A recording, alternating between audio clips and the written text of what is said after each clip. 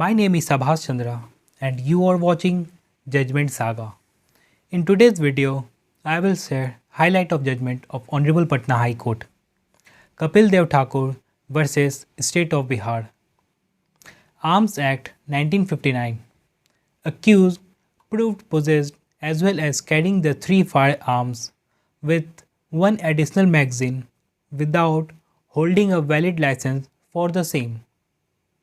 Prosecution failed to prove that arms seized from the accused was a prohibited arms as defined by section 2 subsection I, and there is no evidence to show that accused was manufacturing, selling, transferring, converting, repairing, testing, proving or exposing the prohibited arms and ammunition. Thus, offence punishable under subsection 1AA, section 25 not proved.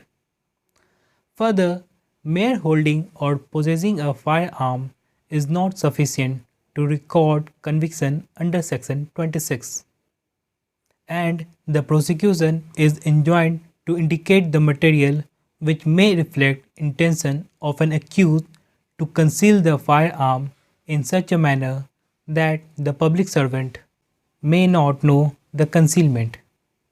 Ingredients of section 26 not made out by the evidence produced by the prosecution. Charge for offence punishable under section 26 also failed.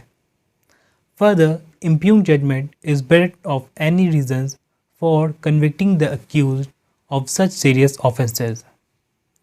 Accused was convicted by imposing the punishment prescribed by the Amending Act of 2019, though the act of possessing the firearms in contravention of section 3 took place.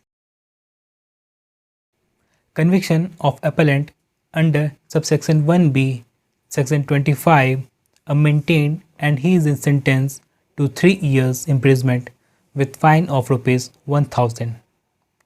However, accused acquitted of the offences punishable under subsections 1AA, section 25 and section 26. Thank you for watching.